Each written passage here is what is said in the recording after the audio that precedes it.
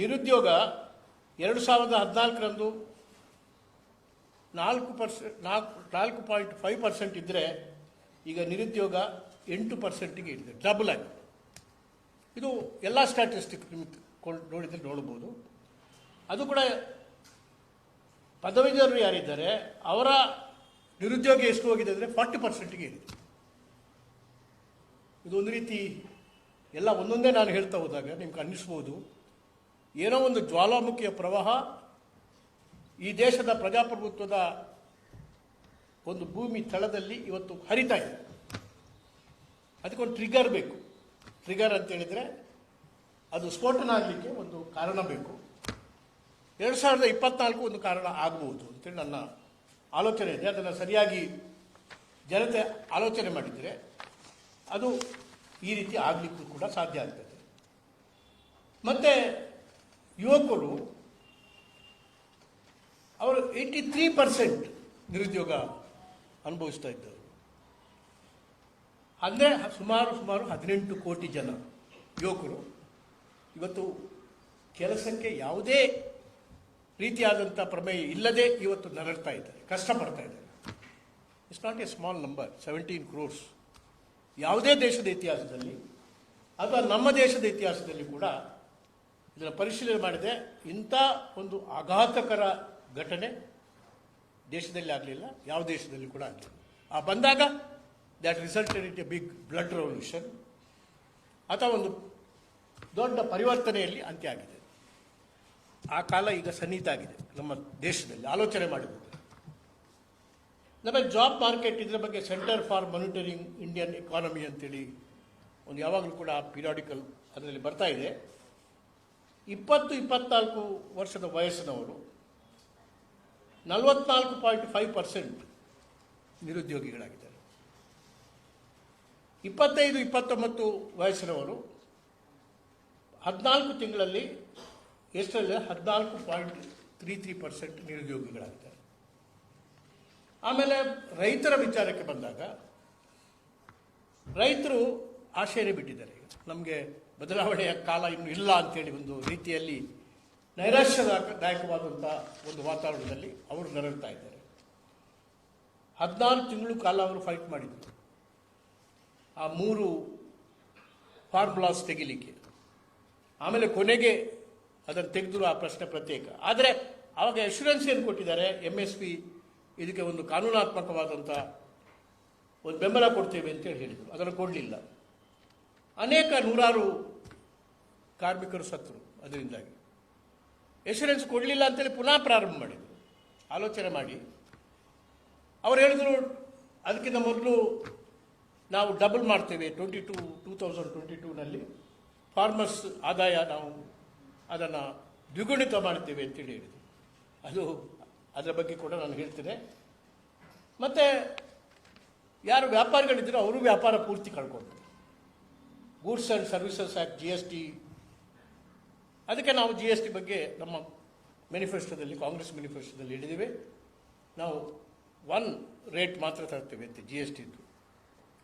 ಸಣ್ಣ ವ್ಯಾಪಾರಿಗಳು, mini traders ಅಥವಾ MSMI ಎಲ್ಲ ಅದೊಂದು ರೀತಿಯಲ್ಲಿ ಸುಟ್ಟು ಹೋಗಿದ್ದಾರೆ. ಇಂಥ ಒಂದು ಆಘಾತಕರವಾದಂಥ ಆ ಕಾನೂನನ್ನು ಮಾಡಿದ್ದು ನಾನೇ ಲಾ ಮಿನಿಸ್ಟರ್. ಆದರೆ ಅದನ್ನು UPA ಬಂದಾಗ ಅದನ್ನು ಪೂರ್ತಿ ಬದಲಾವಣೆ ಮಾಡಿ ಜನಗಳಿಗೆ ಒಂದು ಆಘಾತಕರವಾದಂಥ ಪರಿಸ್ಥಿತಿಯನ್ನು ಮಾಡಿದರು. ಮೈಕ್ರೋ, ಸ್ಮಾಲ್, ಮೀಡಿಯಮ್ ಎಂಟರ್ಪ್ರೈಸಸ್ ಅವರಿಗೆ ವಿಶ್ವಾಸನೆ ಹೊರಟೋಗಿದೆ. ಈಗ ನೀವು ಹೋಗಿ ನೋಡಿ, ಪಿನ್ಯಾ ಇಂಡಸ್ಟ್ರಿಯಲ್ ಎಸ್ಟೇಟ್ ನಾನೇ ಸಣ್ಣ ಕೈಗಾರಿಕಾ ಮಂತ್ರಿ ಇರುವಾಗ ಪ್ರಾರಂಭ ಮಾಡಿದಂಥ ಇಂಡಸ್ಟ್ರಿಯಲ್ ಎಸ್ಟೇಟ್ ಮರುಭೂಮಿ ಆಗಿಬಿಟ್ಟಿದೆ. ಅದೇ ಪ್ರಕಾರ ಎಲ್ಲ ಇಂಡಸ್ಟ್ರಿಯಲ್ ಎಸ್ಟೇಟ್ಗಳು ಎಲ್ಲೆಲ್ಲಿ ಹೋಗ್ತಿರೋ ಅಲ್ಲೆಲ್ಲ ದಿವಾಳಿಯಾಗಿ ಹೋಗಿದ್ದಾರೆ. ಈಗ ಅದನ್ನೆಲ್ಲ ಕೆಲವರೆಲ್ಲ ಈ ಏನು ಲ್ಯಾಂಡ್ ಡೆವಲಪ್ಮೆಂಟ್ಗೆ ಅದನ್ನು ಉಪಯೋಗ ಮಾಡತಕ್ಕಂಥ ರಿಯಲ್ ಎಸ್ಟೇಟ್ಗೆ ಬಂದಿದ್ದಾರೆ. ಮಹಿಳೆಯರು ಹೇಳಿದರು ಏನು ಬೇಟಿ ಪಡಾವೋ ಬೇಟಿ ಬಚಾವೋ ಅಂತೇಳಿ. ಎಲ್ಲಿದೆ? Women have lost A sense of security. ಅದು ಈಗ ಎಷ್ಟರ ಮಟ್ಟಿಗೆ ಹೋಗಿದೆ ಅಂದರೆ 31% ಕ್ರೈಮ್ ಬ್ಯೂರೋ ಪ್ರಕಾರ ಹೆಂಗಸರ ಮೇಲೆ ಏನು ಕ್ರಿಮಿನಲ್ ದಾಳಿಗಳು 31% ಇದೆ 2014 2022ವರೆಗೆ. ಅಲ್ಲಿ ಕೂಡ ವಿಮೆನ್ ಕೂಡ ಈಗ ಯಾವ ಸೆಕ್ಟರ್ ಹಾಗಾದ್ರೆ ಇವರಿಗೆ ಸಪೋರ್ಟ್ ಮಾಡ್ತಾರೆ? ಯಾವ ಸೆಕ್ಟರ್ನಿಂದ ಇವರು ಬೆಂಬಲ ಪಡೀತಾರೆ? ನಿಜವಾಗಿ ಆಲೋಚನೆ ಮಾಡುವುದಿದ್ರೆ ಸರಿಯಾದಂಥ ಒಂದು ಆದೇಶ, ಈ ನೋವು ಏನು ಜನರು ಪಡಿತಾ ಇದ್ದಾರೆ ಆ ನೋವಿನ ಒಂದು ಪರಿಣಾಮ ಅಂತ ಹೇಳಿದರೆ NDA should go out disgraceful. ಆ ಪರಿಸ್ಥಿತಿ ಇವತ್ತು ಬಂದಿದೆ. ಮತ್ತು ಅನೇಕ ಕಮ್ಯುನಿಟಿಗಳು, ಡಿಪ್ರೈವ್ಡ್ ಕಮ್ಯುನಿಟೀಸ್ ಅಂತ ಹೇಳ್ತೀವಿ, ಶೋಷಿತ ಒಂದು ಸಮುದಾಯ ಏನಿದೆ ಅದರಲ್ಲಿ ಶೆಡ್ಯೂಲ್ ಕಾಸ್ಟ್ ಇರ್ಬೋದು, ಶೆಡ್ಯೂಲ್ ಟ್ರೈಬ್ಸ್ ಇರ್ಬೋದು, ಬ್ಯಾಕ್ವರ್ಡ್ ಕ್ಲಾಸ್ ಇರ್ಬೋದು, ಇವರೆಲ್ಲ they are the must affected. They are deprive. ಅವರ ಉದ್ಯೋಗ ಅವರು ಕಳ್ಕೊಂಡಿದ್ದಾರೆ. ಪಬ್ಲಿಕ್ ಸೆಕ್ಟರ್ ಕಂಪನಿಗಳನ್ನು ಇವತ್ತು ಮುಚ್ತಾ ಇದ್ದಾರೆ, ಅದು ಕಡಿಮೆ ಆಗ್ತಾ ಇದೆ. ಅದೇ ಪ್ರಕಾರ ಟ್ರೈಬಲ್ಸ್ಗೆ ಫಾರೆಸ್ಟ್ ರೈಟ್ಸ್ ಆ್ಯಕ್ಟ್ನಲ್ಲಿ ಏನು ನಾವು ಕಾನೂನು ಇರುವಾಗ UPA ಮಾಡಿದ್ದೀವಿ, ಆ ಹಕ್ಕು ಇವತ್ತು ಕೊಡ್ತಾ ಇಲ್ಲ, ಅವರ ಜಾಗ ಸಿಗ್ತಾ ಇಲ್ಲ. ಈಗ ಬ್ಯಾಕ್ವರ್ಡ್ ಕ್ಲಾಸ್ಗೆ ಮಿನಿಮಮ್ ಬಹುಶಃ ಇಡೀ ದೇಶದ ಒಂದು ಇತಿಹಾಸದಲ್ಲಿ 1932ನಲ್ಲಿ ಕಾಸ್ಟ್ ಸೆನ್ಸಸ್ ಆಗಿತ್ತು ಬ್ರಿಟಿಷರ ಕಾಲದಲ್ಲಿ. ಒಂದು 10 ವರ್ಷ ನಿಂತು ಹೋಯ್ತು ಅದು. ಯಾಕಂತ ಹೇಳಿದರೆ ಒಂದು ಟರ್ಮ್ ಮಾತ್ರ ನಿಂತು ಹೋಗಿದೆ ಆಗ ಬ್ರಿಟಿಷರ ಕಾಲದಲ್ಲಿ. ಯಾಕಂತ ಹೇಳಿದರೆ ಆಗ ಸೆಕೆಂಡ್ ವರ್ಲ್ಡ್ ವಾರ್ ಬಂತು, ಅದಕ್ಕೆ ನಿಂತಿದೆ. ಆಮೇಲೆ ನಿರಂತರವಾಗಿ ಕಾಸ್ಟ್ ಸರ್ವೆ ಬಂದಿದೆ, ಅದು ಬ್ರಿಟಿಷರ ಕಾಲದಲ್ಲಿ ಅಥವಾ ನಮ್ಮ ಕಾಂಗ್ರೆಸ್ ಅಧಿಕಾರದ ಕಾಲದಲ್ಲಿ. ಈ ದೇಶದಲ್ಲಿ ಫಸ್ಟ್ ಟೈಮ್ ಕಾಸ್ಟ್ ಸರ್ವೆಯನ್ನು ನಿಲ್ಲಿಸಿದ್ದು ನರೇಂದ್ರ ಮೋದಿ. ಅಂದರೆ is totally against backward classes. ಯಾಕಂದರೆ ಇವತ್ತು ಯಾರು ಬ್ಯಾಕ್ವರ್ಡ್ ಕ್ಲಾಸು ಯಾರು ಇಲ್ಲ ಅಂತ ಹೇಳುವಂಥದ್ದು ಸರ್ವೆಯಿಂದ ಕಾಣ್ತದೆ. ಅದು ನಾವು ಹೇಳೋದಲ್ಲ, ರಾಜಕೀಯ ಮುಖಂಡರು ಕೂತ್ಕೊಂಡು ಇಂಥವರಿಗೆ ನಾವು ಬ್ಯಾಕ್ವರ್ಡ್ ಕ್ಲಾಸ್ ಕೊಡೋಣ, ಇಂಥ ಕಾಸ್ಟ್ ಕೊಡೋಣ ಅಂತೇಳಿ ಮಾಡಿದರೆ, ಪಿಕ್ ಆ್ಯಂಡ್ ಚೂಸ್ ಮಾಡಿದರೆ ದೇಶದಲ್ಲಿ ಅನಾಹುತ ಆಗ್ತದೆ. ಅದಕ್ಕಾಗಿಯೇ ನಾವು ಕೂಡ ಇಲ್ಲಿ ಬ್ಯಾಕ್ವರ್ಡ್ ಕ್ಲಾಸ್ ಫಸ್ಟ್ ಇದು ಅವನೂರು ಕಮಿಷನ್ ಆದಮೇಲೆ ಫಸ್ಟ್ ಚಿನ್ನಪ್ಪರೆಡ್ಡಿ ಕಮಿಷನನ್ನು ಅನುಷ್ಠಾನ ಮಾಡಿದ್ದು ನನ್ನ ಕಾಲದಲ್ಲಿ. ಆಗ ನಾನು ಸರ್ವೆ ಮಾಡಿದೆ. ಅದರಲ್ಲಿ ಇನ್ನೂ ಕೂಲಂಕುಷವಾದ ಸರ್ವೆ ಮಾಡಬೇಕು ಅಂತೇಳಿ, ಮೈನಾರಿಟಿ ಸರ್ವೆ ಮಾಡಬೇಕು ಅಂತೇಳಿ ಮೈನಾರಿಟಿ ಕಮಿಷನ್ ಅದರ ಅಧ್ಯಕ್ಷರು ರಾಮನ್ ಖಾನ್ ಇದ್ದರು. ಅವರಿಂದ ಒಂದು 45 ಲಕ್ಷ ರೂಪಾಯಿ ಕೊಟ್ಟು ಪ್ರತ್ಯೇಕ ಸರ್ವೆ ಮಾಡಿದೆ ಅವರ ಬ್ಯಾಕ್ವರ್ಡ್ ಕ್ಲಾಸ್ ತೋರಿಸಲಿಕ್ಕೆ. ಅದನ್ನೆಲ್ಲ ಚಿನ್ನಪ್ಪರೆಡ್ಡಿ ಕಮಿಷನ್ನು, ರಾಮನ್ ಕಮಿಷನ್ ಎಲ್ಲ ಕೊಟ್ಟು ಸೇರಿದ ಮೇಲೆ ಫಸ್ಟ್ ಟೈಮ್ 4% ರಿಸರ್ವೇಷನ್ ಮುಸ್ಲಿಮ್ಸಿಗೆ ಕೊಟ್ಟದ್ದು ನನ್ನ ಕಾಲದಲ್ಲಿ. ಯಾಕಂದರೆ 93ಯಲ್ಲಿ ದೇವೇಗೌಡರು ಮುಖ್ಯಮಂತ್ರಿ ಆಗಿರಲಿಲ್ಲ, ನಾನೇ ಮುಖ್ಯಮಂತ್ರಿ ಆಗಿ, ಅವರು ನಾನೇ ಮಾಡಿದ್ದೆ ಅಂತೇಳಿ ಅದೊಂದು ಅಭ್ಯಾಸ ಇದೆ ಅವರಿಗೆ. ಪಾಪ ಅವರು ವಯಸ್ಸಾಗಿದೆ ಅಂತೇಳಿ ಕೆಲವು ಸಾರಿ ಜನರಿಗೆ ಅದನ್ನು ಅಲ್ಲ ಅಂತೇಳಿ ಹೇಳೋದಿಲ್ಲ, ನೋವಾಗ್ತದೆ ಅಂತೇಳಿ. ಆದರೆ ಆ ಕಾಲದಲ್ಲಿ ನಾನು ರಿಸರ್ವೇಷನ್ ಕೊಟ್ಟು ಮೈನಾರಿಟೀಸನ್ನು ಸೇರಿಸಿ ಪಂಚಾಯತ್ ಎಲೆಕ್ಷನ್ ಮಾಡಿದ್ದೆ. ಇದು ದಾಖಲೆ ರಾಮಚಂದ್ರಪ್ಪನವರೇ. ಅದನ್ನು ಭಾಳ ಓಪನ್ ಆಗಿ ನಮ್ಮ ಕಾಂಗ್ರೆಸ್ನವರೇ ಹೇಳೋದಿಲ್ಲ, ಯಾಕೆ ಗೊತ್ತಿಲ್ಲ ನನಗೆ. ಅವ್ರು ಕ್ಲೈಮ್ ಮಾಡ್ತಾರೆ, ಇವರು ನಮ್ಮ ಕಾಂಗ್ರೆಸ್ ಲೀಡರ್ಸ್ ಮೌನವಾಗಿರ್ತಾರೆ. ಆದ್ದರಿಂದ ಇವತ್ತು ಯಾಕಂದರೆ ಕೆಲವರೆಲ್ಲ JDS ಇಂದ ಬಂದಿದ್ದಾರೆ, ಕೆಲವರು JDU ಇಂದ ಬಂದಿದ್ದಾರೆ. ಕಾಂಗ್ರೆಸ್ ಸ್ವಲ್ಪ ಪ್ರಾಧಾನ್ಯತೆ, ರಾಮಚಂದ್ರಪ್ಪನಂಥವ್ರದ್ದು ಪ್ರಾಧಾನ್ಯತೆ ಕಡಿಮೆ ಆಗ್ತಾ ಇದೆ. ಆದರೆ ಆಲ್ ಬ್ಯಾಕ್ವರ್ಡ್ ಕ್ಲಾಸ್ಗೆ ಎಲ್ಲ ರಿಸರ್ವೇಷನ್ ಕೊಟ್ಟದ್ದು, ಅದು ಒಕ್ಕಲಿಗ ಇರ್ಬೋದು, ಲಿಂಗಾಯತ್ ಕಮ್ಯುನಿಟಿ ಇರ್ಬೋದು, ಆ ರಿಸರ್ವೇಷನ್ ಕೊಟ್ಟದ್ದು ಫಸ್ಟ್ ಟೈಮ್ ಚಿನ್ನಪ್ಪರೆಡ್ಡಿ ಕಮಿಷನ್ನಲ್ಲಿ ನಾನು ಮುಖ್ಯಮಂತ್ರಿ ಆದಾಗ ನಾವು ಆರ್ಡರ್ ಇಶ್ಯೂ ಮಾಡಿದ್ದೀವಿ. ಮತ್ತು ಎಲ್ಲ ಸಂಸ್ಥೆಗಳು, ಅದು CBI ಇರ್ಬೋದು, NIA ಇರ್ಬೋದು, ಎಲ್ಲ ಕಾನ್ಸ್ಟಿಟ್ಯೂಷನಲ್ ಬಾಡೀಸ್ ಇವತ್ತು ಕೆಲಸ ಮಾಡಲಿಕ್ಕೆ ಆಗ್ತಾ ಇಲ್ಲ, ಬಿಡ್ತಾ ಇಲ್ಲ. ಒಂದು ರೀತಿಯ ಇವರ ದಮನಕಾರಿ ನೀತಿಯಿಂದಾಗಿ ಇದು ಸಾಧ್ಯ ಆಗ್ತಾ ಇಲ್ಲ. ಇನ್ನು ಸುಮಾರು 5 ವರ್ಷದಿಂದ ಆಲ್ವೇಸ್ ಭಯ ಜನಗಳಿಗೆ, ಆತಂಕ. ನೀವು ನೋಡಿರ್ಬೋದು. ಯಾಕಂತ ಹೇಳಿದರೆ ಇಟ್ಸ್ ನಾಟ್ ಎ ಒಂದು ಮೈನಾರಿಟಿ ಕಮ್ಯುನಿಟೀಸ್ ಇದ್ದಾರೆ, ಅದು ಕೂಡ ಮುಸ್ಲಿಂ ಸುಮಾರು 20 crores ಇದ್ದಾರೆ ಕರ್ನಾಟಕದಲ್ಲಿ, ಇದು ನಮ್ಮ ದೇಶದಲ್ಲಿ. ಅದೇ ಪ್ರಕಾರ ಕ್ರಿಶ್ಚಿಯನ್ಸು ಅವರು ಕೂಡ ಸುಮಾರು ಒಂದು 5 ಕೋಟಿ ಇದ್ದಾರೆ. 25 ಕೋಟಿ ಮೈನಾರಿಟೀಸು ಅವರೇ, ಮತ್ತು ಪಾರ್ಸೀಸು ಅವರೆಲ್ಲ ಪ್ರತ್ಯೇಕ, ಸರಾಸರಿ 2% ಇದೆ. ಹಾಗಿರುವಾಗ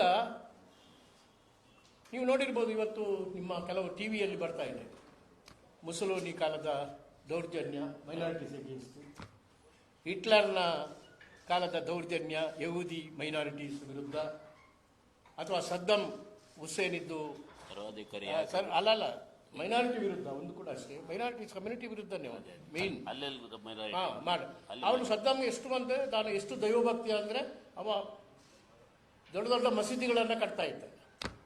ಈ ಕೆಲವೆಲ್ಲ ಈ ಧಾರ್ಮಿಕವಾದಂಥ ವಿಚಾರಗಳನ್ನು ಪ್ರಚೋದನೆ ಮಾಡಿ ಜನರನ್ನು ತಮ್ಮ ಹತ್ತಿರ ಇಟ್ಕೊಳ್ಬೇಕಾದ ಒಂದು ಆಯುಧ ಅಂತ ಹೇಳಿದರೆ ಧಾರ್ಮಿಕ ಆಯುಧಗಳು. ಸದ್ದಾಮನು ಅದೇ ಮಾಡಿದ್ದಾರೆ. ಇಲ್ಲಿ ಒಂದು ರೀತಿಯಲ್ಲಿ ನಮ್ಮ ಮೋದಿಯವರು ಅದೇ ಮಾಡ್ತಾ ಇದ್ದಾರೆ. ರಾಮ ಮಂದಿರ ಕೂಡ ಅದೇ ರೀತಿಯಲ್ಲಿ ಕಟ್ಟಿದ್ರು. ಅದು ಪೂರ್ತಿ ಆಗಲಿಲ್ಲ, ಇನ್ನು ಅರೆ ಮಾಡಿದ್ದಾರೆ. ಆದ್ದರಿಂದ ಇವತ್ತು ಮೈನಾರಿಟೀಸ್ನ ದಮನ ಮಾಡೋದು ಅಂತ ಹೇಳಿದರೆ ಪ್ರಜಾಪ್ರಭುತ್ವವನ್ನು ದಮನ ಮಾಡಿದ್ದು, ಅದಕ್ಕೂ ಇದಕ್ಕೂ ಯಾವುದೇ ವ್ಯತ್ಯಾಸ ಇಲ್ಲ. ಆದ್ದರಿಂದ economy is in a crisis today. ಅವರು ಭಾಳ ಹೇಳ್ತಾರಲ್ಲ, ನಾವು ಹಾಗೆ ಮಾಡಿದ್ದೀವಿ ಹೀಗೆ ಮಾಡಿದ್ದೀವಿ. ಎಲ್ಲಿ 6.7% UPA ಪೀರಿಯಡ್ನಲ್ಲಿ GDP, 2014 ಎವರೇಜ್ 5.9% UPA ಪೀರಿಯಡ್ನಲ್ಲಿ, ಈಗ 5.9% GDP. ಇದು ಸಾಧನೆ. ಯಾಕಂದರೆ ಇದು ಇತಿಹಾಸ ಗೊತ್ತಾಗಬೇಕಾಗ್ತದೆ. ವರ್ತಮಾನವನ್ನು ಕೂಡ ಇವತ್ತು ಜನರಿಗೆ ಅದನ್ನು ಕೂಡ ಬದಲಾವಣೆ ಮಾಡತಕ್ಕಂಥ ಕ್ರಮಕ್ಕೆ ಹೋಗುವುದಿದ್ರೆ ಸತ್ಯದ ಗತಿ ಏನು ಆಗ್ತದೆ ಅಂತೇಳಿ ಆಲೋಚನೆ ಮಾಡಬೇಕು. Inequality between the rich and poor, ಬಹುಶಃ ಅದು ಅದರ ಬಗ್ಗೆ ಒಂದು income and wealth inequality in India 2022-23 ಇದು ವರದಿ ಬಂದಿದೆ. ರೈಸ್ ಆಫ್ ದಿ ಬಿಲಿಯನೇರ್ ರಾಜ್ಯ ಆಗಿದೆ. ಈಗ ಬಿಲಿಯನೇರ್ ರಾಜ್ಯ ಇದು ದೇಶದ ಪರಿಮಾಣ ಇದಾಗ್ತದೆ. ಅದು ಇದೆಲ್ಲ ಎಕಾನಮಿಸ್ಟ್ ಹೇಳಿದ್ದಾರೆ. ಥಾಮಸ್ ಪಿಕೆಟಿ ಇರ್ಬೋದು ಅಥವಾ ಬೇರೆ ಬೇರೆ ದೊಡ್ಡ ದೊಡ್ಡ ವರ್ಲ್ಡ್ ಇಕಾನಮಿಸ್ಟ್ ಹೇಳ್ತಾರೆ. ಅವ್ರು ಹೇಳ್ತಾರೆ ಈ ಭಾರತ ಯಾವಾಗ ಮೋದಿ ಆಡಳಿತ ಬಿಲಿಯನೇರ್ ರಾಜ್ಯ ಆಗ್ತಾ ಇದೆ. ಮತ್ತು the share of the national income, ಇವತ್ತು ದೇಶದ ಉತ್ಪತ್ತಿ ಇವತ್ತು ಟಾಪ್ 1% ಪಾಪ್ಯುಲೇಷನ್ಗೆ ಇವತ್ತು ಹೋಗಿದೆ. It is highest in the globe, ಜಗತ್ತಿನಲ್ಲೇ ಅತ್ಯಧಿಕ ಈ ಪ್ರಪೋರ್ಷನ್. 2014-23 ಅದನ್ನು ಅಧ್ಯಯನ ಮಾಡಿದವರಿಗೆ ಇದು ಗೊತ್ತಾಗ್ತದೆ. ಬಡವರಾಗ್ತಾ ಇದ್ದೇನೆ, ಶ್ರೀಮಂತ ಮತ್ತು ಶ್ರೀಮಂತರಾಗ್ತಾ ಇದ್ದೇನೆ. ಇದನ್ನು ಹಾಗೆ ಬಿಟ್ಟರೆ ಸೊಸೈಟಿಯಲ್ಲಿ ಅಸಮತೋಲನ ಆಗ್ತದೆ, ಕಂಪನ ಆಗ್ತದೆ, ಸಮುದಾಯದ ಕಂಪನ ಆಗ್ತದೆ. ಅದು ಹಿಂದೆ ಮೆಜುವಲ್ ಕಾಲದಲ್ಲಿ ಯುರೋಪ್ ಕಂಟ್ರಿಗಳಲ್ಲೆಲ್ಲ ದೊಡ್ಡ ದೊಡ್ಡ ಫ್ರೆಂಚ್ ರೆವಲ್ಯೂಷನ್ ಆದದ್ದು ಹಾಗೇನೆ, ಅಮೇರಿಕಾದಲ್ಲಿ ರೆವಲ್ಯೂಷನ್ ಆದದ್ದು ಹಾಗೇನೆ, ಇಂಗ್ಲೆಂಡ್ನಲ್ಲಿ ರೆವಲ್ಯೂಷನ್ ಆದದ್ದು ಹಾಗೇನೆ, ಫ್ರಾನ್ಸ್ನಲ್ಲಿ ಇಂಗ್ಲೆಂಡ್ನಲ್ಲಿ ಇದು ಅವರ ಚಕ್ರವರ್ತಿಗಳ ತಲೆಯನ್ನೇ ಕತ್ತರಿಸಿಬಿಟ್ರಲ್ಲ, ಇದು ಹಿಂದಿನ ಇತಿಹಾಸ. ಅದು ತಲೆ ಕತ್ತರಿಸುವುದು ನಮ್ಮ ಪ್ರಜಾಪ್ರಭುತ್ವದಲ್ಲಿ ಸರಿಯಿಲ್ಲ. ಈಗ ಅಧಿಕಾರ ಬದಲಾವಣೆ ಮಾಡೋದು, ತಲೆ ಕತ್ತರಿಸುವ ಬದಲು ಈಗ ಅಧಿಕಾರ ಬದಲಾವಣೆ ಮಾಡೋದಾದರೂ ಅದು ಕನಿಷ್ಠ ಅದಾದರೂ ಕೂಡ ಈ ದೇಶದಲ್ಲಿ ಆಗಬೇಕಾಗಿದೆ. ಇನ್ಇಕ್ವಾಲಿಟಿ ಅದು ಆದಷ್ಟು ಜಾಸ್ತಿ ಆಗ್ತಾ ಇದೆ. ಭಾರತದಲ್ಲಿ 24 ಎಡಿಷನಲ್ ಬಿಲಿಯನಿಯರ್ಸ್, ಒಂದು ಆಲೋಚನೆ ಮಾಡಿ, ಬಾಂಬೆದ್ದೇ ಒಂದೇ ಇನ್ಸ್ಟೆನ್ಸ್ ತಗೊಳ್ತಿದ್ರೆ 94 ಬಿಲಿಯನಿಯರ್ಸ್ ಮೋದಿ ಕಾಲದಲ್ಲಿ ಮುಂಬೈಯಲ್ಲೇ ಆ್ಯಡ್ ಆಗಿದೆ ಹೊಸದಾಗಿ, ಹೆಚ್ಚುವರಿ. ಅಲ್ಲಿವರೆಗೆ ಇದ್ದ ಮೋದಿಯವರ ಕಾಲದಲ್ಲಿ ಇದ್ದಂಥ ಬಿಲಿಯನಿಯರ್ಸ್ ಒಂದು ಸಂಖ್ಯೆ ಇದ್ದರೆ 94 ಜನ ಅದಕ್ಕೆ ಸೇರಿದ್ದಾರೆ ಬಿಲಿಯನಿಯರ್ಸ್. ಆಲೋಚನೆ ಮಾಡಿ. ಒಂದು ಎಕ್ಸಾಮ್ ರಿಪೋರ್ಟ್ ಅಂತೇಳಿ ಒಂದು ಬಂದಿದೆ. ಅದರ ಪ್ರಕಾರ ವೆಲ್ದಿಯೆಸ್ಟ್ 5% ಅತ್ಯಂತ ಶ್ರೀಮಂತರಾದವರು, ಅವರು 60% ಇಡೀ ದೇಶದ ಆದಾಯವನ್ನು ಕಬಳಿಸಿಬಿಟ್ಟಿದ್ದಾರೆ. 60% ಆದಾಯವನ್ನು. ಅದೇ ಪ್ರಕಾರ ಆದರೆ ದೇಶವನ್ನು ಸಂರಕ್ಷಣೆ ಮಾಡುವವರು ಯಾರು? ಅವರೇ ಕೆಳಗಿನವರು, ಇವರಲ್ಲ, ಮೇಲಿನವರಲ್ಲ. ಆದ್ದರಿಂದ countries total wealth while the bottom 50% own just 3% ಇಡೀ ದೇಶದ ಆದಾಯವನ್ನು ಪಡ್ಕೊಂಡಿದೆ. ಅದರ ಬದಲು 64.3% GST ಆದಾಯ ಯಾರಿಂದ ಬರ್ತದೆ ಅಂದರೆ ಬಾಟಮ್ 50% ಪಾಪ್ಯುಲೇಷನ್. ದೇಶವನ್ನು ಸಂರಕ್ಷಣೆ ಮಾಡುವವರು, ನಿರ್ವಹಿಸುವವರು ಬಾಟಮ್ 50% ಅವರು, ಕೆಳವರ್ಗದು. ಆದ್ದರಿಂದ ಇವತ್ತು ಇದು ಬಹಳ ಗಂಭೀರವಾದಂಥ ವಿಚಾರ. ಎಲ್ಲಿವರೆಗೆ ಗಂಭೀರ ಅಂತೇಳಿದರೆ, ಡೆಮೋಕ್ರಸಿ ಒಂದು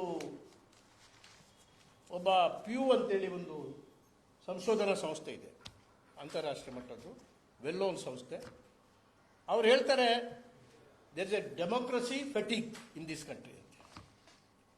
ಡೆಮೋಕ್ರಸಿ ಫೆಟಿಗ್ ಅಂತ ಹೇಳಿದ್ರೆ ಪ್ರಜಾಪ್ರಭುತ್ವದ ಮೇಲೆ ನೈರಾಶ್ಯ ಭಾವನೆ ಬಂದಿದೆ ಜನರಿಗೆ, ಬರ್ತಾ ಇದೆ, ಅದು ಬಂದಿದೆ ಇಲ್ಲಿವರೆಗೆ. ಅದೇ ಆ ಪ್ರಕಾರ ಯಾರು ಇವರು ವಿಶೇಷವಾಗಿ ಅವರಿಗೆ ಆಶೆ ಹೋಗಿದೆ, ಡೆಮೋಕ್ರಸಿಯಲ್ಲಿ ಒಂದು ರೀತಿಯ ಹೋಪ್ಸ್ ಹೋಗ್ಬಿಟ್ಟಿದೆ. ಎಲ್ಲಿವರೆಗೆ ಬಂದಿದೆ ಅಂತ ಹೇಳಿದ್ರೆ, ಒಂದು ಸರ್ವೆ ಮಾಡಿದ್ದಾರೆ ಪ್ಯೂ ಅಂತೇಳಿ ಸಂಸ್ಥೆಯವರು. ಆ ಸಂಸ್ಥೆಯ ಸರ್ವೆ ಪ್ರಕಾರ ಆ ರೆಸ್ಪಾಂಡೆಂಟ್ಸ್ ಅಂದರೆ ಸರ್ವೆಗೆ ಉತ್ತರ ಕೊಟ್ಟವರು, ಭಾರತದಲ್ಲಿ ಕೊಟ್ಟವರು, ಅವ್ರು ಏನು ಹೇಳಿದ್ದಾರೆ ಅಂದರೆ 80% of those such people, survey ಮಾಡಿದವರು ಅವ್ರು ಹೇಳ್ತಾರೆ ನಮಗೆ ಡಿಕ್ಟೇಟರ್ಶಿಪ್ ಬೇಕು ಅಂತ. ಅಂದರೆ ಪ್ರಜಾಪ್ರಭುತ್ವದಲ್ಲಿ ನಿರಾಶೆ ಬಂದು ಡಿಕ್ಟೇಟರ್ಶಿಪ್ ಬೇಕು ಅಂತೇಳಿ ಹೇಳತಕ್ಕಂಥ ಭಾವನೆ ಈ ದೇಶದಲ್ಲಿ ಬರೋದಿದ್ರೆ they are lost faith in the democracy. ಅದಕ್ಕೆ ಡೆಮೋಕ್ರಸಿ ಫೆಟಿಗ್ ಅಂತೆ, ನಿರಾಶೆ ಬಂದ್ಬಿಟ್ಟಿದೆ. ಯಾಕಂದರೆ ಮನ್ರೇಗಾದಲ್ಲಿ ಈಗ 80 crores of people in this country, no other country, ಅವರು 5 kg ಅಕ್ಕಿಗಾಗಿ ಹಾತೊಳ್ತಾ ಇದ್ದಾರೆ. ಅಂದರೆ ಅರ್ಥ ಏನು ಅಂತ ಹೇಳಿದರೆ ದಟ್ಸ್ ಎ ವೈಡ್ ಸ್ಪ್ರೆಡ್, ವ್ಯಾಪಕವಾಗಿ ಹರಡಿದಂಥ ಬಡತನ ಇದೆ ನಮ್ಮ ದೇಶದಲ್ಲಿ ಎಂಬುದನ್ನು ಸ್ಪಷ್ಟವಾಗಿ ಇದು ತೋರಿಸ್ತದೆ. ಅದು ಜನರಿಗೆ ಗೊತ್ತಾಗೋದಿಲ್ಲ, ಊಟ ಮಾಡ್ತಾರೆ, ನಾವು ಭಾಳ ಸಲಿಗೆಯಿಂದ ಮಾತಾಡ್ತೇವೆ. ಆದರೆ deeper deeper deeper deeper meaning ಅಂತ ಹೇಳಿದರೆ ದರ್ ಇಸ್ ಟೋಟಲ್ ಅನ್ರೆಸ್ಟ್, ಬಡತನ ಇದೆ. On the global hunger index ಅಂತೇಳಿ ಅಂತಾರಾಷ್ಟ್ರೀಯ ಮಟ್ಟದಲ್ಲಿ ಒಂದು ಸರ್ವೆ ಮಾಡಿದ್ದಾರೆ, ನಾವಲ್ಲ, ಇಂಡಿಯಾದವರು ಸರ್ವೆ ಮಾಡಲಿಕ್ಕೆ ಇಲ್ಲಿ ಬಿಡ್ತಾ ಇಲ್ಲ ಯಾರಿಗೂ, ಅಲ್ಲಿ ಮಾಡಿದ್ದಾರೆ. ಅದರ ಪ್ರಕಾರ ಇಂಡಿಯಾಸ್ ರ್ಯಾಂಕ್ ಎಷ್ಟು ಅಂತ ಹೇಳಿದರೆ 111 out of 125 countries, lowest rank. ಅಂದರೆ ಅಷ್ಟು ಹಸಿವಿನಿಂದ ಬಳಸ್ತಾ ಇದ್ದಾರೆ. ಭಾಳ ಸುಲಭ ಹೇಳೋದು, ಯಾರು ಇಲ್ಲ ಇಲ್ಲಿ ಭಾಳ ಸಂತೋಷವಾಗಿದ್ದಾರೆ ಅಂತೇಳಿ. ಆಮೇಲೆ ವರ್ಲ್ಡ್ ಹ್ಯಾಪಿನೆಸ್ ಇಂಡೆಕ್ಸ್ ರಿಪೋರ್ಟ್ ಬಂದಿದೆ, ಯುನೆಸ್ಕೋ ಅವರು ತಂದದ್ದು. ಆ ರಿಪೋರ್ಟ್ ಪ್ರಕಾರ ಅದು ಮೊನ್ನೆ ಮಾರ್ಚ್ಗೆ ಪಬ್ಲಿಷ್ ಮಾಡಿದ್ದಾರೆ. ಅದರ ಪ್ರಕಾರ 136 ರಾಷ್ಟ್ರಗಳನ್ನು ಸರ್ವೆ ಮಾಡಿದಾಗ ನಮ್ಮ ಸ್ಥಾನ 126. ಇವನ್ ಅಫ್ಘಾನಿಸ್ತಾನಕ್ಕಿಂತ people of Afghanistan are more happy than Indian people. ಆಲೋಚನೆ ಮಾಡಿಕೊಳ್ಳಿ, ಇದಕ್ಕಿಂತ ದೊಡ್ಡ ಜ್ವಾಲಾಮುಖಿ ಮತ್ತೆ ಎಲ್ಲಿಂದ ಬರಬೇಕು ಆಲೋಚನೆ ಮಾಡಿ. ಜೆಂಡರ್ ಇನ್ಇಕ್ವಾಲಿಟಿಯಲ್ಲಿ ಕೂಡ ನಿಮ್ಗೆ ಗೊತ್ತಿದೆ 18% ಅದು ಭಾಳ ಕಡಿಮೆ ಬಂದಿದ್ದಾರೆ. 21% excluding China. It's among the lowest in the world gender ಇಂಪಾರ್ಶಾಲಿಟಿಯಲ್ಲಿ. ಅದು ಎಲ್ಲಿದೆ ನಿಮ್ಮ ಸ್ಲೋಗನ್? ಬೇಟಿ ಬಚಾವ್, ಬೇಟಿ ಪಡಾವ್ ಎಲ್ಲಿದೆ? ಈಗಲೂ ಇಲ್ಲಿ ನೋಡ್ತಾ ಇದ್ದೀವಿ, ದೊಡ್ಡವರು ಈ ಮಾಡಿದ್ರು ಅವರ ಕೇಸು ಮೇಲೆ ಬರುವುದೇ ಇಲ್ಲ ಅಲ್ವಾ? ಅತ್ಯಾಚಾರ ಮಾಡಿದ್ರು ದೊಡ್ಡವರು ಹುಡುಗಿಯರ ಮೇಲೆ ಆಚೆ ಬರೋದಿಲ್ಲ. ಅದೇ ಎಲ್ಲೂ ಎಲ್ಲ ದೊಡ್ಡ ಪೊಲಿಟಿಷಿಯನ್ ಒಟ್ಟಾಗ್ತಾರೆ ಅಲ್ವಾ? ನಾವು ಸೇರ್ತೇವೆ ಅದರಲ್ಲಿ ರಕ್ಷಣೆ ಮಾಡಲಿಕ್ಕೆ ಅಲ್ವಾ, ದೊಡ್ಡ ಪೊಲಿಟಿಷಿಯನ್ಸು. ಅದೇ ಸತ್ಯ ಹುಡುಕೋದಿಲ್ಲ. ಈಗಾದರೆ ಅಂಥ ಕೇಸಸ್ಗಳೇ ಇನ್ವೆಸ್ಟಿಗೇಷನ್ ಆಗದಿದ್ದರೆ ಮತ್ತೆ ಬಾಕಿದ್ದು ಏನಾಗಬೇಕು? ಮತ್ತೆ ಇಲ್ಲಿ ಜೆಂಡರ್ ಇಕ್ವಾಲಿಟಿ ಬರ್ತದೆ, ಕ್ರೈಮ್ ಅಗೇನ್ಸ್ಟ್ ಜಾಸ್ತಿ ಆಗ್ತಾ ಇದೆ. ಆದ್ದರಿಂದ ಇವತ್ತು ಫೆಡರಲ್ ಸ್ಟ್ರಕ್ಚರ್ ಬಗ್ಗೆ ನಾನು ಇನ್ನೊಂದು ಪ್ರೆಸ್ ಕಾನ್ಫರೆನ್ಸ್ ಕರೀತೇನೆ. ಇವತ್ತು ಡಿಟೇಲ್ ಆಗಿ ನಾನು ಹೇಳಲಿಕ್ಕೆ ಹೋಗುವುದಿಲ್ಲ. ಅದೇ ಪ್ಯೂ ರಿಸರ್ಚ್ ಬಗ್ಗೆ ನಾನು ಹೇಳಿದೆ ಅಲ್ಲ, Pew research working disclose the most disturbing trend that 80% of 5% ಅವರಿಗೆ ಪ್ರಜಾಪ್ರಭುತ್ವದ ಮೇಲೆ ನಿರಾಶೆ ಬಂದಿದೆ. ಆದ್ದರಿಂದ ಇವತ್ತು GDP ಬಗ್ಗೆ ನಿಮಗೆ ಹೇಳುವುದಿದ್ರೆ, ಇವರು ಭಾಳ ನಿರ್ಮಲಾ ಸೀತಾರಾಮನ್ ಅವರು ಭಾಳ ಹೇಳ್ತಾ ಇದ್ದಾರಲ್ಲ, GDP ಭಾಳ ಮೇಲೆ ಬಂದಿದ್ದೀವಿ ನಾವು ಅಂತೇಳಿ. ಅದಕ್ಕೆ ಕ್ವಶನ್ ಮಾಡೋರೇ ಇರುವುದಿಲ್ಲ ಪ್ಲಾಟ್ಫಾರ್ಮ್ನಲ್ಲಿ, ಅನ್ಫಾರ್ಚುನೇಟ್ಲಿ. ನಿಜ ಇಂಡಿಯಾಸ್ GDP 1991ನಲ್ಲಿ BV ನರಸಿಂಹರಾವ್ ಪ್ರಧಾನಿಯಾಗಿರುವಾಗ, doctor Manmohan Singh finance minister ಇರುವಾಗ 25 lakh crore in constant prices. 13 ವರ್ಷದಲ್ಲಿ first under a Congress government and later under the coalition government GDP doubled, reached a value of rupees 50 lakhs in 2003-4. ಅದು 2003 ಆ ಒಂದು ಪೀರಿಯಡ್ನಲ್ಲಿ ವಾಜಪೇಯಿ ಇದ್ದರು. 50 lakhs crores, I'm sorry, 50 lakhs crores, ಅದು ಮೇಲೆ 25 lakh crores. 10 ವರ್ಷದಲ್ಲಿ BJP ಇದು UPA ಸರ್ಕಾರ ಅದು ಡಬಲ್ ಆಯಿತು. ಅದು 100 ಲಕ್ಷ ಕೋಟಿ ಇನ್ 2013-14 ಆ್ಯಂಡ್ 2000 ಈಗ 10 ವರ್ಷ ಆದಮೇಲೆ ಮೋದಿ ಕಾಲದಲ್ಲಿ 200 ಲಕ್ಷ ಆದರೂ ಆಗಬೇಕು ಕಡಿಮೆ ಪಕ್ಷ, ಅದು ಆಗಲಿಲ್ಲ. 173 ಲಕ್ಷ ಕೋಟಿ. ಹಾಗಾದ್ರೆ ಎಲ್ಲಿ ಅಭಿವೃದ್ಧಿ? ಹಿಂದೆ ಹೋಗ್ತಾ ಇದೆ. ಅಭಿವೃದ್ಧಿಯ ಚಾರ್ಟಲ್ಲಿ ಕುಸಿದೋಗಿದೆ. NDA ನಮ್ಮ ಮೋದಿ ಅವರ ಆಡಳಿತೆಯಲ್ಲಿ ಅದು ಬರೀ ಶೋ ಮಾಸ್ಟರ್. ಅದು ಇಲೆಕ್ಟ್ರಲ್ ಬಾಂಡ್ಸು ಕೂಡ ನೀವು ನೋಡಿರ್ಬೋದು, ಈಗಾಗಲೇ ಸತ್ಯಾಸತ್ಯ ಹೊರಗೆ ಬಂದಿದೆ. ಇವರು ಸುಮಾರು 8,900 crores ಲೆಕ್ಕಕ್ಕೆ ಬಂದಿದೆ. ಅದರ ಜೊತೆಯಲ್ಲಿ PM CARES ಪ್ರೋಗ್ರಾಮ್ನಲ್ಲಿ ಅಲ್ಲಿ ಕೂಡ ಸುಮಾರು ಒಂದು 25,000 ಕೋಟಿ ರೂಪಾಯಿ ಸಂಗ್ರಹ. ಅದಕ್ಕೆ CAG ಆಡಿಟ್ ಇಲ್ಲ, ಯಾವುದು ಆಡಿಟ್ ಇಲ್ಲ, ಅದು ನಿರಾತಂಕವಾಗಿ ವಸೂಲು ಮಾಡಿದ್ದಾರೆ. ಸಾಲ ಅದು ಮಾತ್ರ ಅಷ್ಟು ಹೇಳಿ ನಾನು ಮತ್ತೆ ಇವತ್ತಿಗೆ ನಿಲ್ಲಿಸ್ತೀನಿ, ಮತ್ತೆ ಇನ್ನೊಮ್ಮೆ ಮೀಟ್ ಆಗ್ಬೋದು ಇವರು ಅವಕಾಶ ಕೊಟ್ಟರೆ. ಯಾಕಂದರೆ debt per Indian increase from 43,124ರಿಂದ 109,373 9 ವರ್ಷದಲ್ಲಿ ನರೇಂದ್ರ ಮೋದಿ ಅವರು ಡಬಲ್ ಆಗಿದೆ ಅಲ್ವಾ? More than double. 43 ಲಕ್ಷದಿಂದ 109 ಲಕ್ಷಕ್ಕೆ ಹೋಗಿದೆ. 2.5 ಟೈಮ್ಸ್ ಜಾಸ್ತಿ ಆಗಿದೆ. ಸಾಲದ ಸುಳಿ ಒಬ್ಬೊಬ್ಬ ವ್ಯಕ್ತಿ ಮೇಲೆ, ಈ ರಾಷ್ಟ್ರದ ವ್ಯಕ್ತಿಯ ಮೇಲೆ. ಆಮೇಲೆ debt per Indian has become 2.53 times. ಹೌದು, 2.53 ಟೈಮ್ಸ್ ಜಾಸ್ತಿ ಆಗಿದೆ, ಸಾಲಗಾರರಾಗಿದೆ. ಅದೇ ಪ್ರಕಾರ 2014 9 ವರ್ಷದಲ್ಲಿ ಮೋದಿ ಮಾಡಿದ ಸಾಧನೆ ಇಷ್ಟು. ಜನರನ್ನು, ಇವತ್ತು ಪ್ರಜೆಗಳನ್ನು ಹೆಚ್ಚು ಸಾಲಗಾರರನ್ನಾಗಿ ಸಾಲದ ಕೂಪದಲ್ಲಿ ದೂಡ್ಬಿಟ್ಟಿದೆ. ಅದಕ್ಕಾಗಿ ಸುಸೈಡ್ಗಳಾಗ್ತಾ ಇರೋದು, ಜನಗಳು ಅನ್ರೆಸ್ಟ್ ಇರೋದು,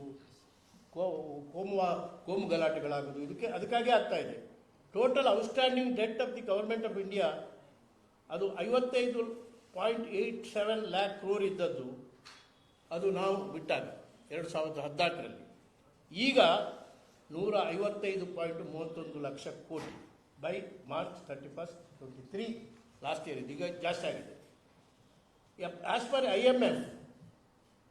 IMF ಅಂದರೆ ಅಂತಾರಾಷ್ಟ್ರೀಯ ಹಣಕಾಸಿನ ಸಂಸ್ಥೆಯ ಪ್ರಕಾರ 2022ರಂದು ನಮ್ಮ ಸಾಲ 85% ಜಾಸ್ತಿ ಆಗಿದೆ 2014ರಲ್ಲಿ. ಆದ್ದರಿಂದ ಇವತ್ತು ಇದನ್ನೆಲ್ಲ ನೋಡಿದರೆ ಒಂದು average debt 64.5%. Indian National Congress ನಾವು ಇದರ ಬಗ್ಗೆ ವಿಚಾರ ಮಾಡಬೇಕಾಗ್ತದೆ. ಒಂದು ಫಾರ್ಮರ್ಸ್ ಡೆಟ್ ಕೂಡ ವಿಪರೀತವಾಗಿದೆ. It has gone from 23.44 lakh crore 2021-22ನಿಂದ ಅದು 9.6 lakh crore ಸಾಲ ಒಟ್ಟು ರೈತರದ್ದು 31 ಮಾರ್ಚ್ 2014ರಿಂದ ಈಗ 23.44 ಕೋಟಿಗೆ ಹೋಗಿದೆ, ಲಕ್ಷ ಕೋಟಿ. ಆಲೋಚನೆ ಮಾಡಿ. ಯಾಕೆ? ಅದಕ್ಕಾಗಿ ಅವರು ಅನ್ರೆಸ್ಟ್, ಅದಕ್ಕಾಗಿ ಅವರು ರೈತರು ಇವತ್ತು ತಡಪಡಿಸ್ತಾ ಇದ್ದಾರೆ. ಅಷ್ಟು ಸಾಲದ ಸುಳಿಯಲ್ಲಿ ಅವರು ಸಿಲುಕುವಾಗ ಬದುಕಲಿಕ್ಕೆ ಸಾಧ್ಯ ಆಗುವುದಿಲ್ಲ. ಬಹುಶಃ ಇದು ಮೋದಿಯವರು ಕೊಟ್ಟಂಥ ಕೊಡುಗೆ ಯಾರಿಗೆ? ಈ ದೇಶಕ್ಕೆ, ರೈತರಿಗೆ, ಸಣ್ಣ ಕೈಗಾರಿಕೆಗೆ. ಅದರ ಟೋಟಲ್ ಡೆಟ್ 2014ರಂದು size of the Indian economy was $2.05 trillion. Total ಡೆಪ್ಟ್ of the government of India was 55,87,000 ಆಗಿದ್ದದ್ದು. In the year 2024 India is a 3.75 trillion economy, but the debt has troubled, 3 ಪಟ್ಟು ಜಾಸ್ತಿ ಆಗಿದೆ. ಆದ್ದರಿಂದ 10 ವರ್ಷದಲ್ಲಿ 3 ಪಟ್ಟು ನಮ್ಮ ಸಾಲ ಜಾಸ್ತಿ ಆಗಿದೆ. ಇದು ಒಟ್ಟು ಸಾರಾಂಶ. ಆದ್ದರಿಂದ ಎಕ್ಸ್ಟರ್ನಲ್ ಡೆಟ್ ಕೂಡ, ಪರದೇಶದ ಸಾಲ ಕೂಡ ನಮ್ಮಲ್ಲಿ ಅದು 374.484 crore ಇದ್ದದ್ದು 13-14ರಲ್ಲಿ. ಈಗ ಅದು ಅದು ಈಗ 7,48,290 ಎಷ್ಟಾಯಿತು? ಎಷ್ಟು ಪಟ್ಟು? 2.5 ಟೈಮ್ಸ್ ಮೋರ್. ವಿರಾಟ್ ದ್ವಿಗುಣ ಮಾತ್ರ ಅಲ್ಲ, ಇನ್ನೂ ಒಂದು 50% ಜಾಸ್ತಿ. ಇದು ಆ ದುಸ್ಥಿತಿಗೆ ಆದ್ರಿಂದ ಸೆಂಟ್ರಲ್ ಗೌರ್ಮೆಂಟ್ ಡೆಟ್ ಅದು 58.6 ಲಕ್ಷ ಕೋಟಿ 31 ಮಾರ್ಚ್ 2004. ಅದು ಈಗ 14. ಈಗ ಅದು 174% ಆಗಿದೆ, ಅಂದರೆ 155.6 ಲ್ಯಾಕ್ ಕ್ರೋರ್. ಆಲೋಚನೆ ಮಾಡಿ. ಅದು ಕೂಡ FDI ಕೂಡ ಬಹಳ ಕಡಿಮೆ ಆಗಿದೆ. 10 ತಿಂಗಳ ಕಾಲದಲ್ಲಿ 23-24 ಎಂಡ್ ಆಗುವ 10 ತಿಂಗಳ ಕಾಲದಲ್ಲಿ ಅದು 31%ಗೆ ಇಳಿದಿದೆ.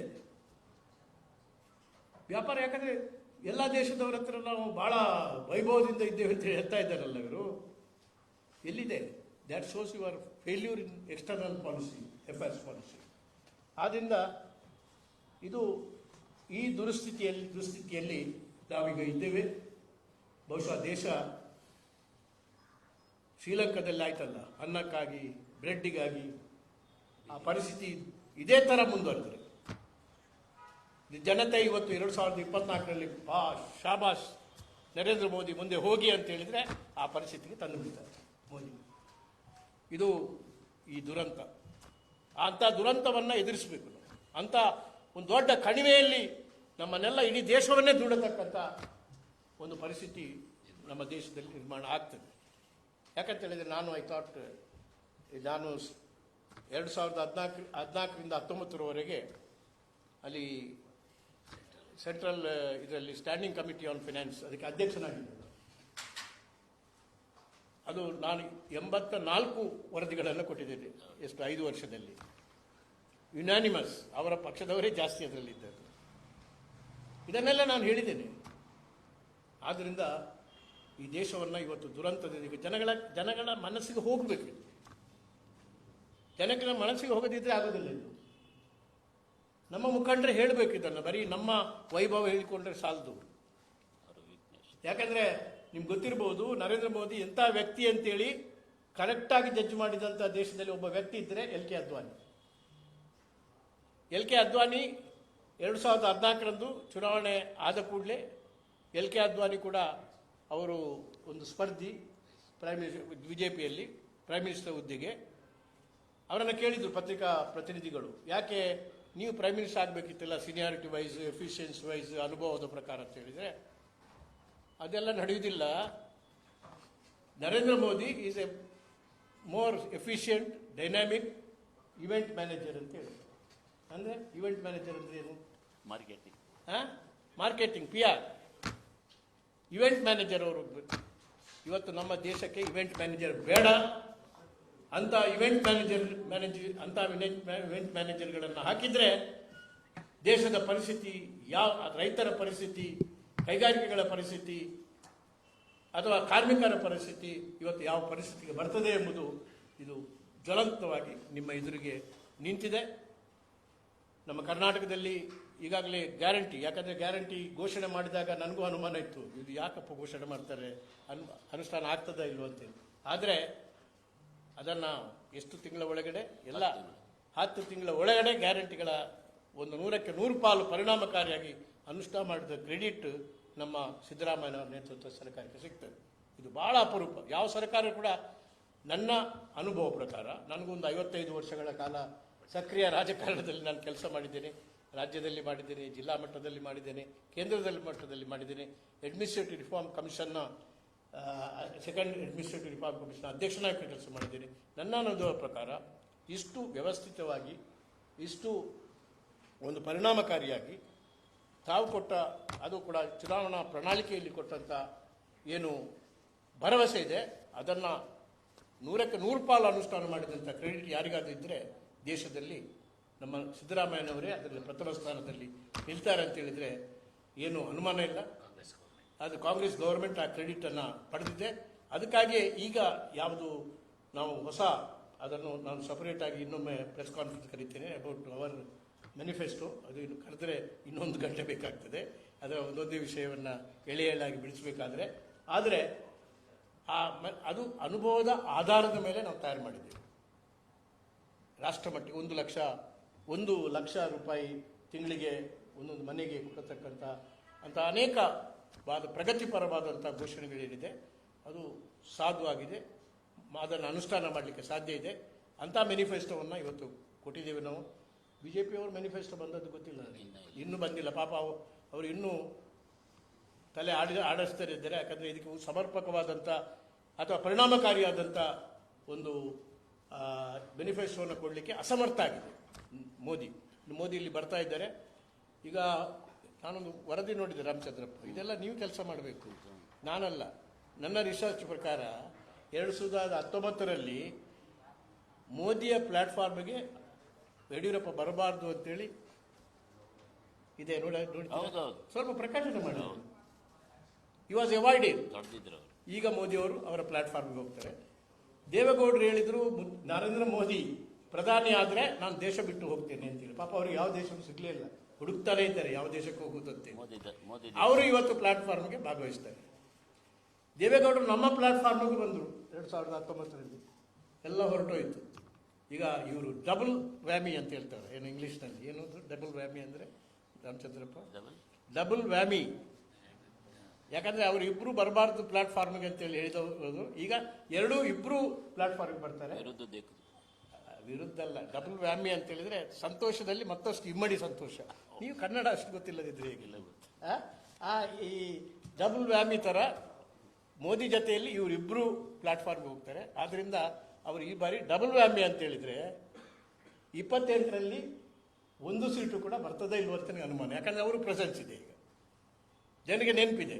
ಆದ್ದರಿಂದ ಕಾಂಗ್ರೆಸ್ಸು ಅಭೂತಪೂರ್ವವಾದಂಥ ವಿಜಯವನ್ನು ಇವತ್ತು ಅನೇಕ ಬಾರಿ ಎಲ್ಲ ಸೀಟುಗಳನ್ನು ಪಡೆದಂಥ ನಿದರ್ಶನಗಳು ಇದೆ. ನಾವು ಯಾವಾಗ ಇಂದಿರಾ ಗಾಂಧಿ 79ನಲ್ಲಿ 80ಯಲ್ಲಿ ನಾನು ಜನರಲ್ ಸೆಕ್ರೆಟರಿ ಆಗಿದ್ದೆ. ನಾನು ಮತ್ತು ಪ್ರಣಬ್ ಕುಮಾರ್ ಮುಖರ್ಜಿ ಇಡೀ ಕರ್ನಾಟಕ ಸುತ್ತಿದ್ದೆವು ನಾವು. ದೇವರಾಜ್ ಅರಸು ಮುಖ್ಯಮಂತ್ರಿಗಳು, ಅಲ್ಲಿ ಯಾರು ಪ್ರಧಾನಿಗಳು? ಚರಣ್ ಸಿಂಗ ಇಲ್ಲ ಚರಣ್ ಸಿಂಗ್ ಬಹುಶಃ ಏನೋ ಇರಬೇಕು. ಆಗ 100ಕ್ಕೆ 100 ನಾವು ಪಾರ್ಲಿಮೆಂಟ್ನಲ್ಲಿ ಜಯಗಳಿಸಿದ್ದೇವೆ. ಆಯ್ತು 80 ಅದು ಜಯಗಳಿಸಿದ ಇತಿಹಾಸ ಇದೆ. ಅಂದರೆ ಇಲ್ಲಿ ಅನೇಕರು ಹೇಳಿದರು, ಇವರು ನೀವು ಮ್ಯಾನಿಫೆಸ್ಟೋನಲ್ಲಿ ಹಾಕಿದ ಕೂಡಲೇ ಗ್ಯಾರಂಟಿ ಎಲ್ಲ ಜನ ನಂಬುವುದಿಲ್ಲ ಅಂತ. ನನಗೂ ಸ್ವಲ್ಪ ಅನುಮಾನ ಇತ್ತು, ಆದರೆ ಜನ ನಂಬಿದ್ರು. ಅದು ಕೂಡ ಮಹಿಳೆಯರಂತೂ ವಿಶೇಷವಾಗಿ ನಮಗೆ ಮೊನ್ನೆ ಬೆಂಬಲ ಕೊಟ್ಟದ್ರಿಂದಲೇ 135 ಪ್ಲಸ್ 1 ಸೀಟ್ ಬಂದದ್ದು 136. ಅದೇ ಪ್ರಕಾರ ಈ ಬಾರಿ ಕೂಡ ಮಹಿಳೆಯರು ಖಂಡಿತವಾಗಿ, ಮಹನೀಯರು ಕೂಡ, ಎಲ್ಲರೂ ಕೂಡ ಇವತ್ತು ಅದರ ನಿಜವಾದಂಥ ಸಮಸ್ಯೆಯ ಬಡವರ ಜನಸಾಮಾನ್ಯರ ಸಮಸ್ಯೆಯನ್ನು ಮೂಲೋತ್ಪಾಟನೆ ಮಾಡಲಿಕ್ಕೆ ಇವತ್ತು ಹೊರಟಿದ್ದಾರೆ ನಮ್ಮ ಕರ್ನಾಟಕ ಸರ್ಕಾರ, ನಮ್ಮ ಕಾಂಗ್ರೆಸ್ ಪಕ್ಷ. ಅದರಿಂದ ದೊಡ್ಡ ಬಹುಮತ ಇಲ್ಲಿ ಬರುವುದರಲ್ಲಿ ಅನುಮಾನ ಇಲ್ಲ. ಇನ್ನು ಕೆಲವು ಅನೇಕ ವಿಷಯಗಳಿವೆ, ಅದಕ್ಕೆ ನಾನು ಇನ್ನೊಂದು ಸಾರಿ ಅಂದರೆ 17 ತಾರೀಕು ಸಾಧ್ಯ ಇದ್ದರೆ ಪುನಃ ನಾನು ಕರಿತೇನೆ. ಆದ್ದರಿಂದ ತಾವೆಲ್ಲ ಭಾಳ ಸ್ವಲ್ಪ ಜಾಸ್ತಿ ಆಯಿತು ಅಂತದೆ, ಅದಕ್ಕೆ ಬೋರ್ ಆಗಬಾರ್ದು ಅಂತೇಳಿ ನಾನು ಹೇಳಿಲ್ಲ. ಎಲ್ಲ ಇನ್ನೂ ಭಾಳ ಇದೆ ಬರಲಿಕ್ಕೆ. ಪಿನ್ ಟು ಪಿನ್ ಹೇಳತಕ್ಕಂಥದ್ದಿದೆ. ಇದು ಬರೀ ಊಹಾಪೋಹ ಅಲ್ಲ, ಸತ್ಯದ 100ಕ್ಕೆ 100% ಸತ್ಯದ ಅಂಕಿ ಸಂಖ್ಯೆಗಳನ್ನು ನಿಮ್ಮ ಮುಂದೆ.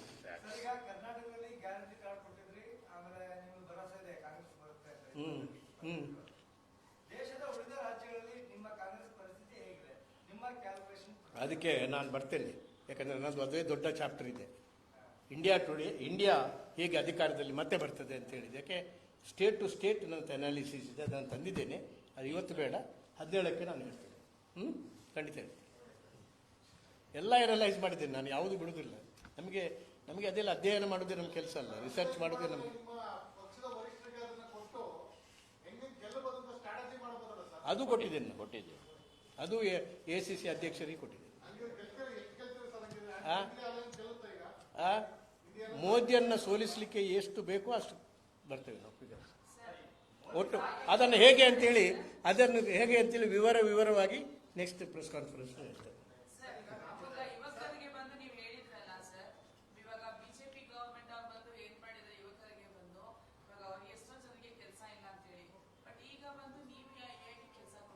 ನಾವು ಕೆಲಸ ಕೊಟ್ಟಿದ್ರಿಂದಲೇ ಇದು ದೊಡ್ಡ ಇತಿಹಾಸ. ಎಲೆಕ್ಷನ್ ಅಲ್ಲಿ ಹಾ. ಗೆದ್ಮೇಲೆ ಈಗ ತುಂಬಾ ಜನ ಬಂದು ಓದಿದ್ದಾರೆ, ನಮ್ಮ ಮಕ್ಕಳು ಪಾಪ ಇಂಜಿನಿಯರಿಂಗ್ ಮಾಡಿದ್ದಾರೆ, ಇಂಟರ್ವ್ಯೂ ಸ್ಟೂಡೆಂಟ್ಸ್ ಇರ್ತಾರೆ, ಅದೆಲ್ಲರೂ ಬಂದು ಇವಾಗ ಎಕ್ಸೆಲ್ ಅವರಿಗೆ ಬಂದು ಗೌರ್ಮೆಂಟ್ ಅಲ್ಲಿ ಕೆಲಸಗಳು ಸಿಗುವಂತ ಚಾನ್ಸಸ್ ಇಲ್ಲ. ನಾವು ಕೊಟ್ಟಿದ್ದೇವಲ್ಲ ಕೆಲಸ. ನಾವು ಅದನ್ನು ಅದೇ ತಮಾಷೆ ಹೇಳಿದೆ ನಾನು. 14ರವರೆಗೆ ಎಷ್ಟು ಕೆಲಸ ಸಿಕ್ತು, ಈಗ ಎಷ್ಟಿದೆ, ಪಿನ್ ಟು ಪಾಯಿಂಟ್ ಹೇಳಿದೆ ಅಲ್ಲ. ಈಗ ಸೆಂಟ್ರಲ್ ಗೌರ್ಮೆಂಟ್ ನಾವು ನೋಡಿ, ಇವರೆಲ್ಲ ಈಗ ಪೆಟ್ರೋಲಿಯಂ, ಗ್ಯಾಸ್, ಅದರ ಬಗ್ಗೆ ಕೂಡ ನನ್ನ ಹತ್ರ ಬಹಳ ವಿವರ ಇದೆ, ಸ್ಪಷ್ಟವಾದ ವಿವರಗಳಿವೆ. ಅದನ್ನ ನೆಕ್ಸ್ಟ್ ಟೈಮ್ ಹೇಳೋಣ ಅಂತ ಹೇಳಿ. ಎಸಿಸಿ ಮ್ಯಾನಿಫೆಸ್ಟೋ ಬಗ್ಗೆ ಇನ್ನೊಂದು ಪ್ರೆಸ್ ಮೀಟ್ ಅಲ್ಲಿ ಮಾತಾಡ್ತಾರೆ, ಅದೆಲ್ಲ ಮಾಹಿತಿ ಇದೆ. ಥ್ಯಾಂಕ್ ಯು ಅನಂತ.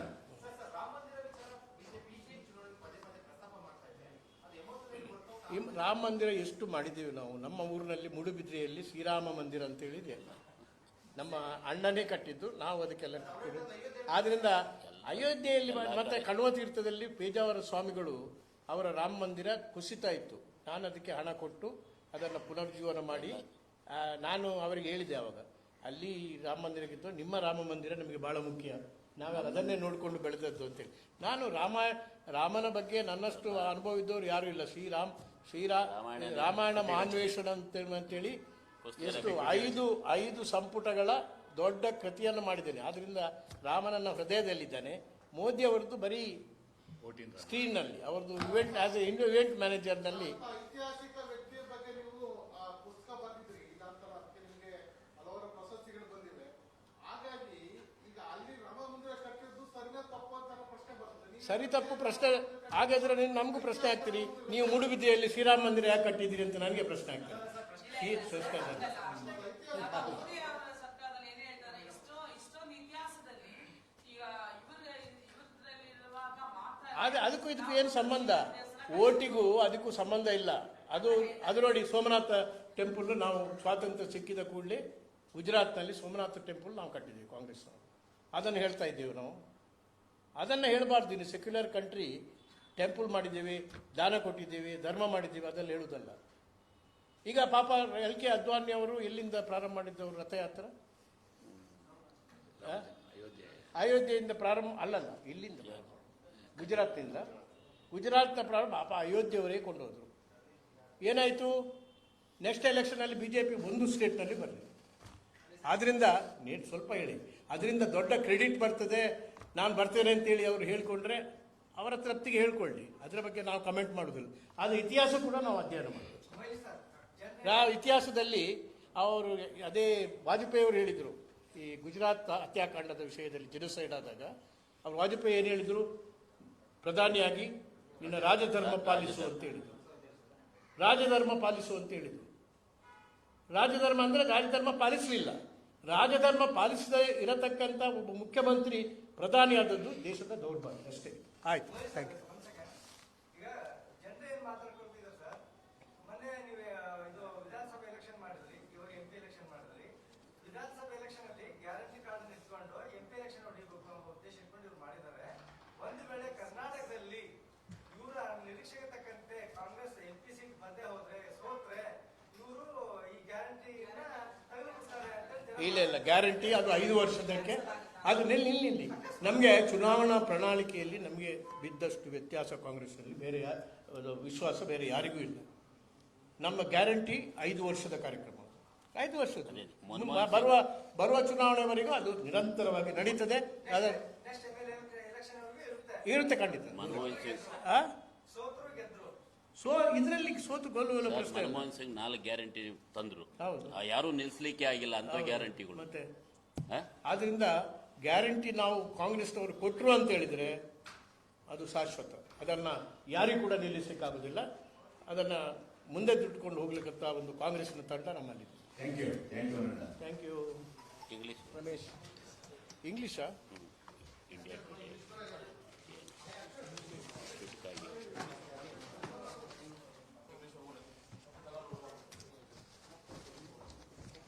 ಸರಿ ಆಯ್ತು. ಇಷ್ಟು ಸಾಕು, ಭಾಳ ಇದೆ.